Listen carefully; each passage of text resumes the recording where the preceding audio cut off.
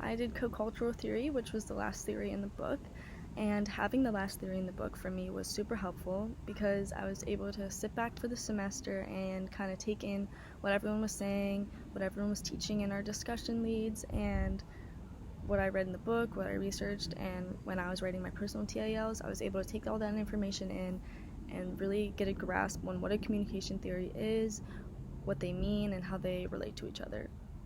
And so I was able to take all that information that I had learned and apply it to my theory when it came time for me to be a discussion leader and to write my paper and talk about it.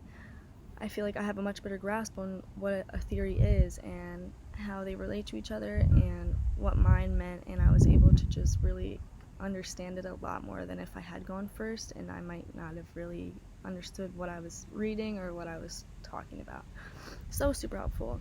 Another thing that I learned was how theories are not independent of each other and how they work to support each other and how they're connected.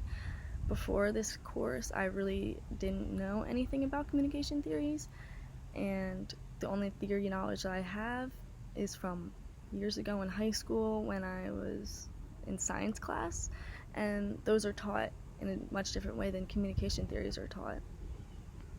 So having to switch gears into a communication mindset was more eye-opening because I realized, like, hey, these are connected. They do resonate with a lot of people. Here's real-world examples of it, and it was just a lot easier to understand, and it made a lot of sense how they are intertwined or how they link together or support each other.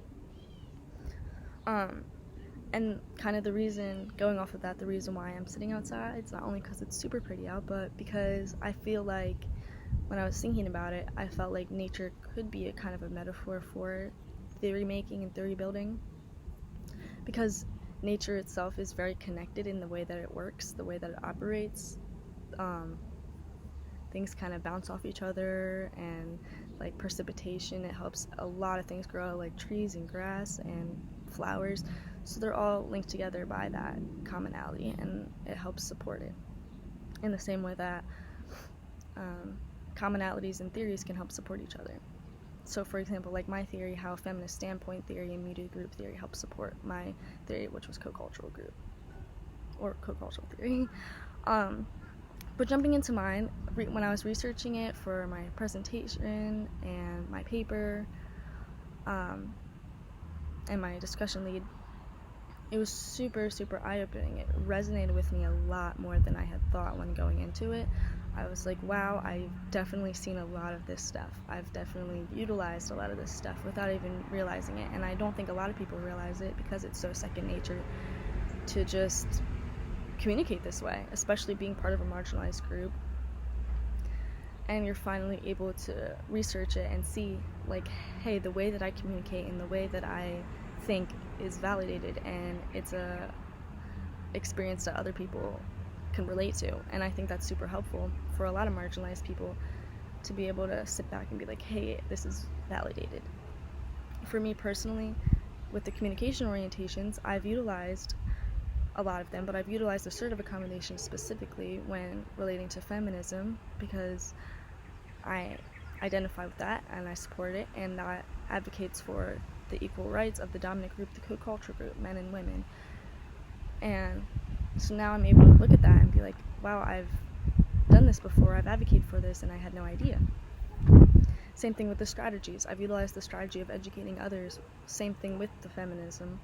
I've had to educate people on what that is, or what it means to be a woman in general, because it could be misconstrued or something. And now I'm being able to look at this and be like, wow, I've definitely seen this, I've used this. It just clicked a lot in my head. Same thing with field of experience or lived experiences of people. It makes a lot of sense how I kind of wondered, why do I communicate this way and this person communicates this way, and it's why do they do that? Well, it's because of their field of experience, and I hadn't previously thought about that. So it was definitely just eye-opening to research all the little parts and relate it to scenarios that I've experienced or in the media or in other people's lives, which was something I kind of did in my paper as well, as I chose the explainer option. When I was explaining the communication orientations, it was a a lot easier than I thought to find examples of like real scenarios where these exist, because it's so prevalent and it relates to a lot of people's lives. But that was kind of my process when researching the theory and doing all my projects, and throughout the semester I had a great semester. Thank you so much. I learned so much. I'm definitely going to carry this information with me in the future. But thank you a lot for a great semester, and I hope you have a great summer too. Thank you.